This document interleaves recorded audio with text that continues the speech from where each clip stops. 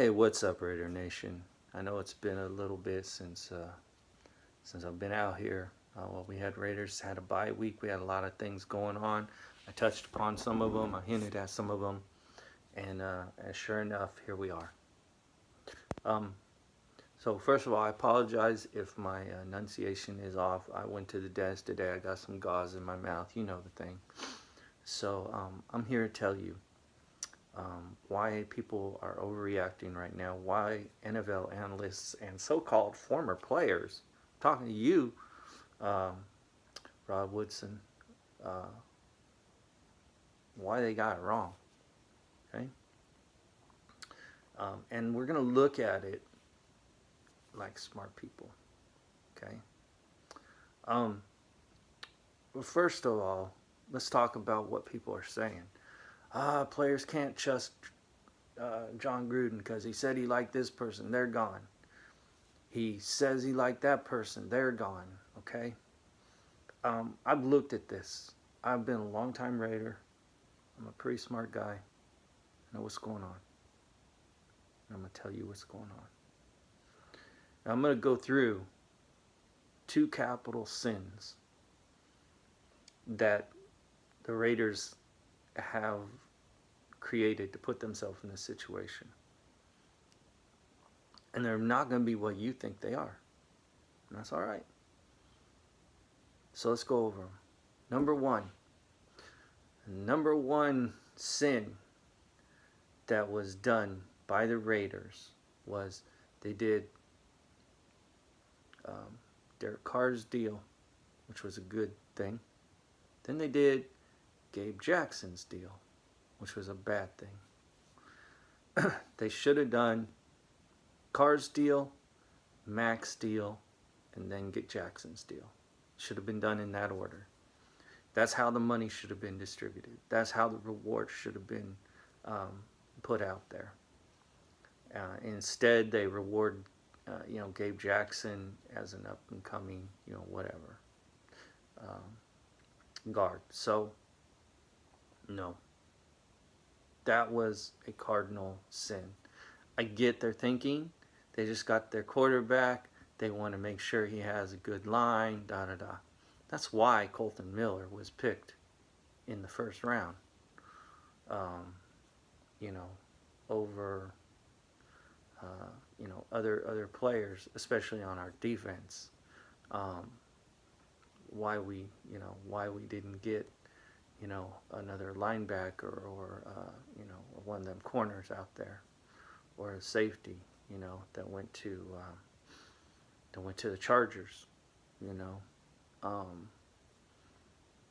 those guys are doing well. But that's why the Raiders looked at this, and Gruden looked at this from an offensive point of view. Second, when Gruden, and again, I understand it, but I don't. When Gruden took Penn out of training camp, out of the tail end on his injury, and he had to look at it and go, I just spent all this money, I just spent this big draft pick, and we're going to run with him. We're going to put Colton Miller on left tackle, and we're going to put Don Penn on right tackle. And he took a proven left tackle and put him on right tackle just because he had played it before. Well, Don Penn also went out and caught a touchdown pass before too. And, when Donald Penn comes out and catches a touchdown pass, you don't make him your tight end. Okay? So, I get it. But those are two cardinal sins that the Raiders did, because they put Donald Penn out on an island, and they put a rookie on Derek Carr's blind side, and that rookie is not ready for prime time. He has years of development left. And that is what I put on the Raiders organization and John Gruden in particular. Okay? So it's kind of like shared responsibility. Now, when you look at Amari Cooper, you have to look at it through a number of lenses. to evaluate the real picture. You have to look first at the big picture. If you put him out there on the field right now, what is he dealing with? Well, he is going to be number one on the Raiders offense, in which the line is decimated except for KO and Hudson.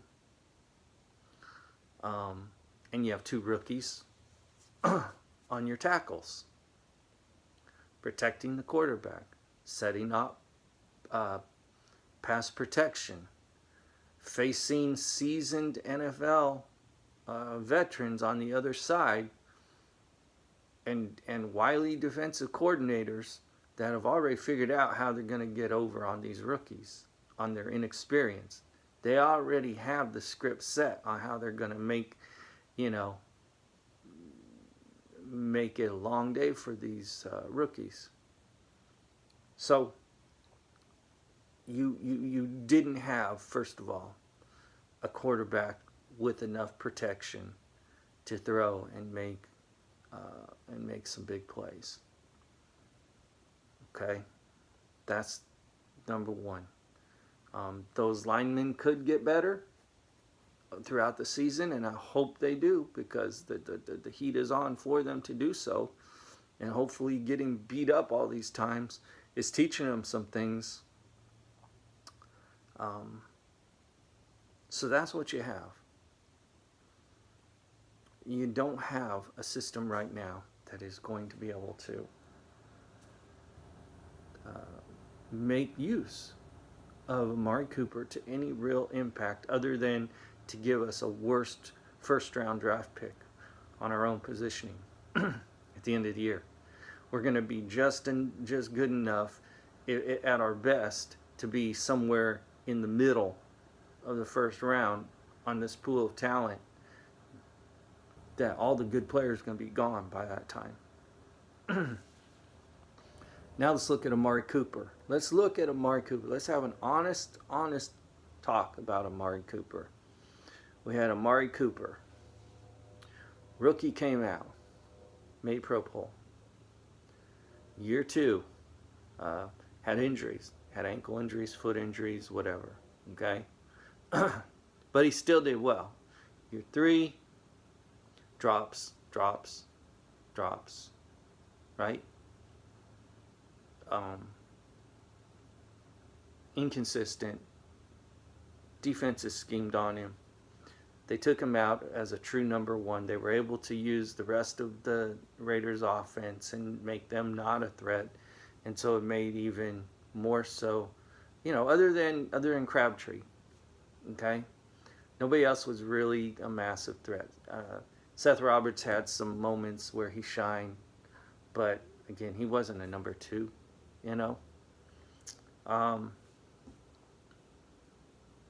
So you have Amari Cooper, who is breakable and injury prone, especially that ankle, that foot, that heel, all that stuff.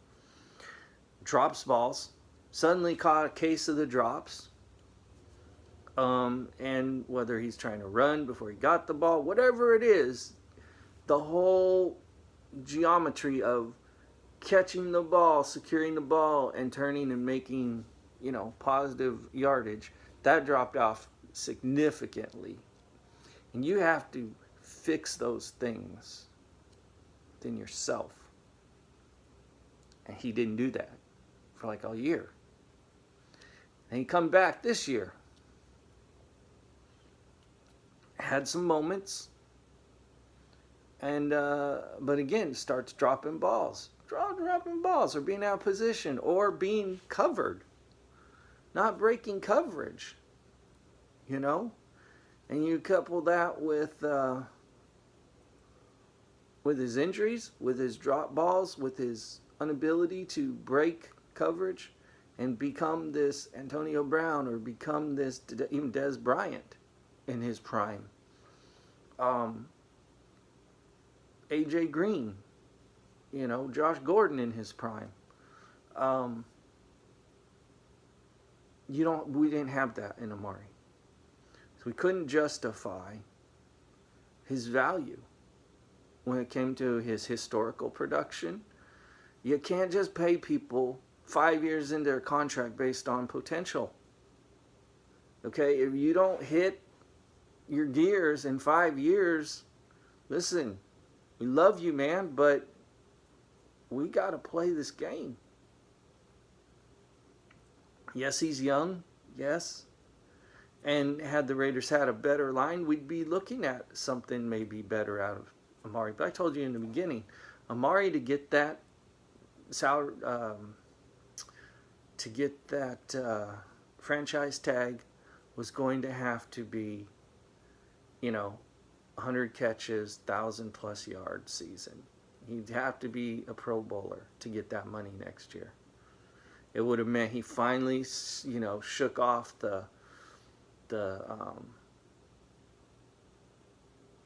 his lowered production and did something.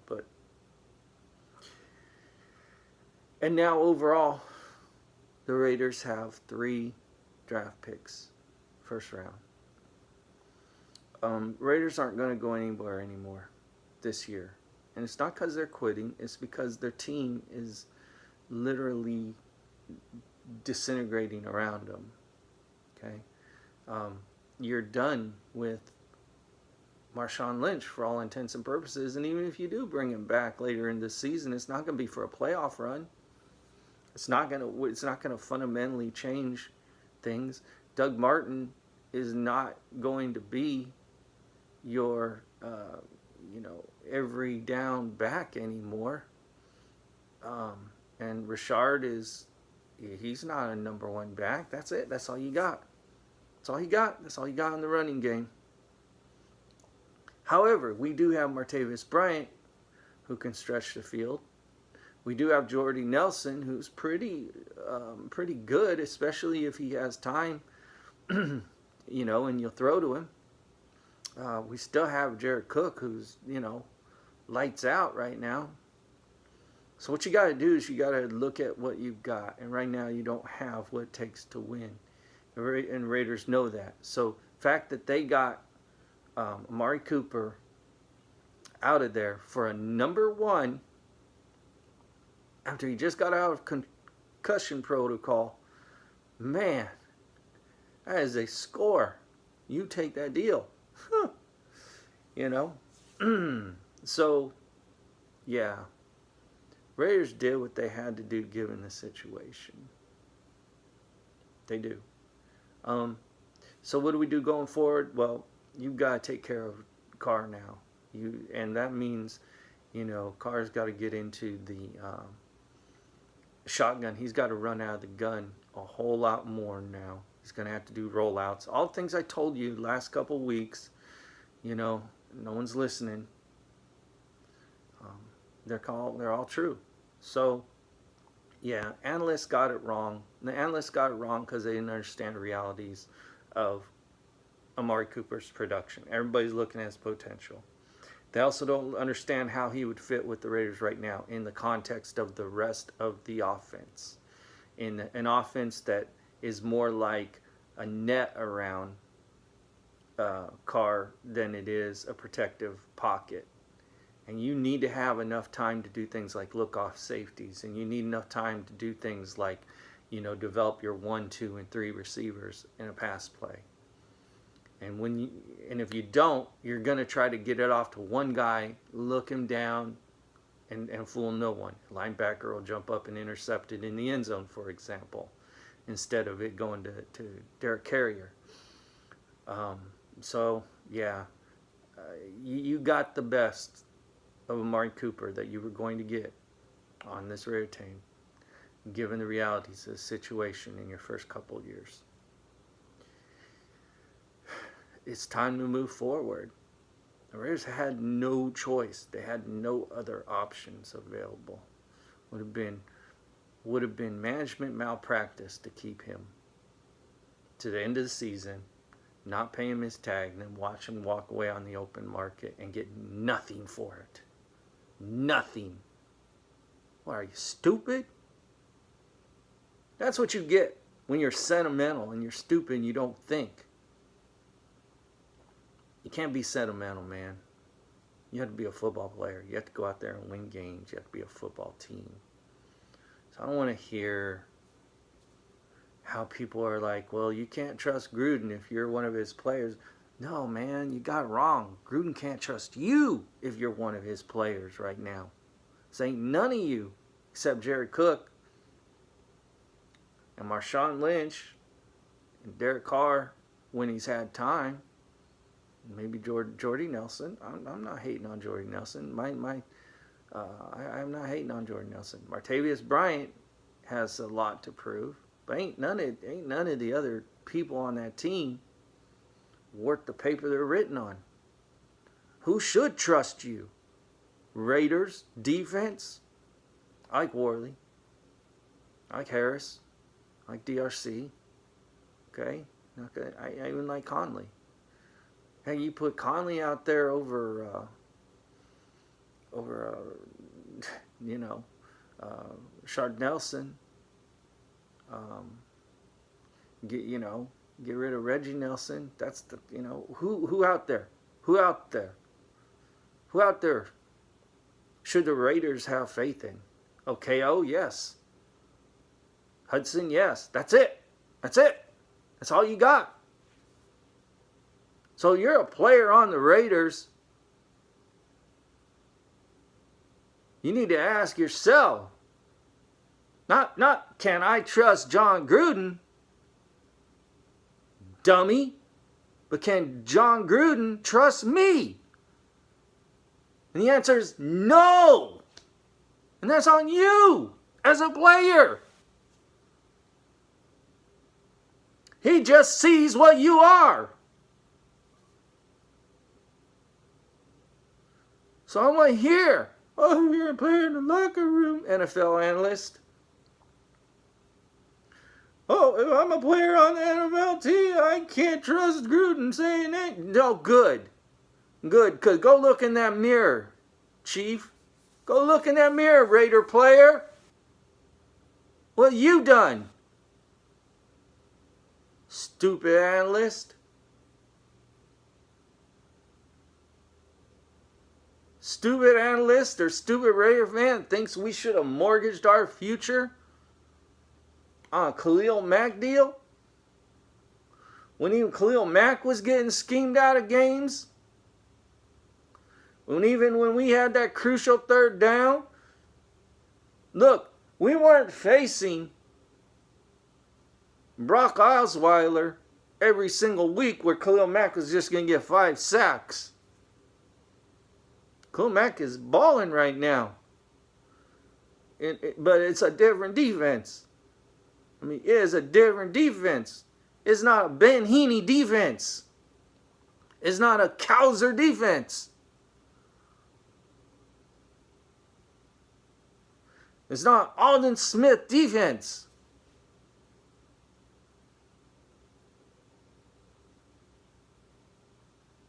Dumb Raiders. Dumb Raider fans. Dumb Raider analysts. Stupid. Think we should mortgage our future.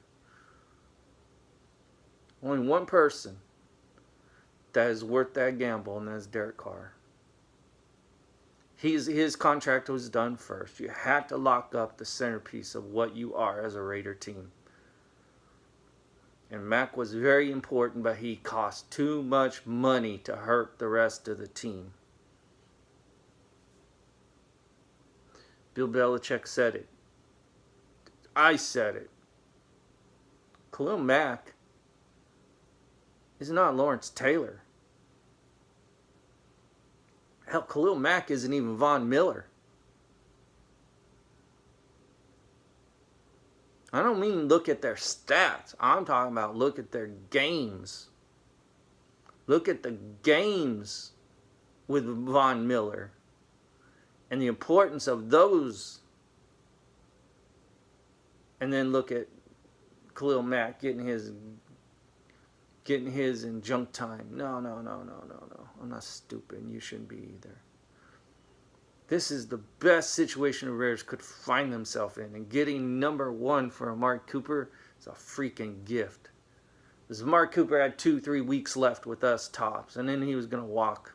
Because he's going to get himself injured. His ankle's going to go out. He's going to start dropping. I mean, look, that's what we had. We're not paying salary cap or franchise tag money for that. Crazy? No, I don't want to hear it.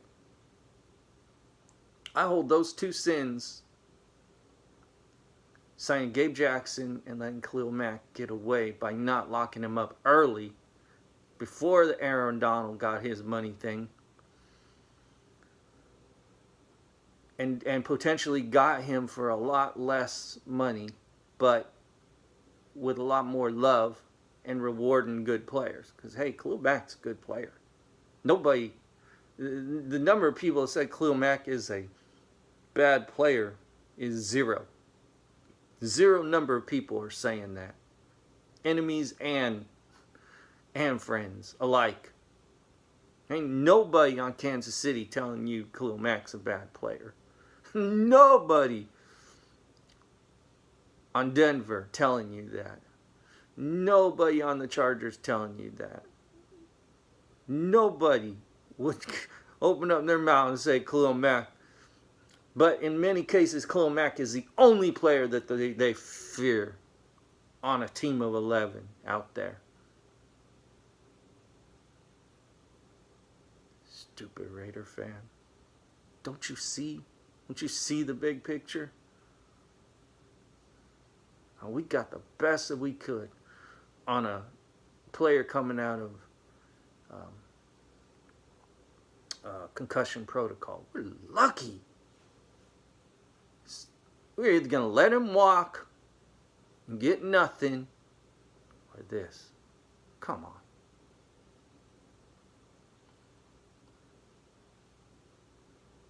Of course, the Raiders know they don't have what it takes to win big right now. They have pieces, and that's it. It's a rebuild. It's an out-and-out rebuild. Not a rebuild for Vegas.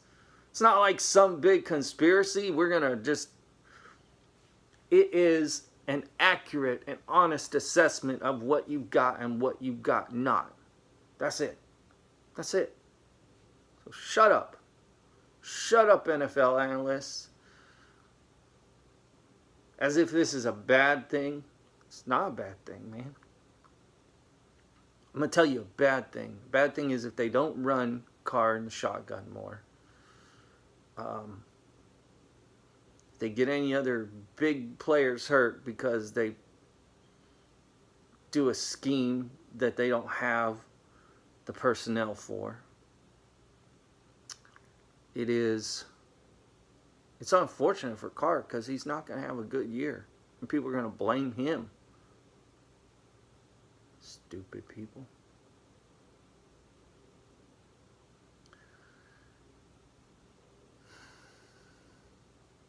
All right, man. That's all I got. Raider Nation. One love. I'm out.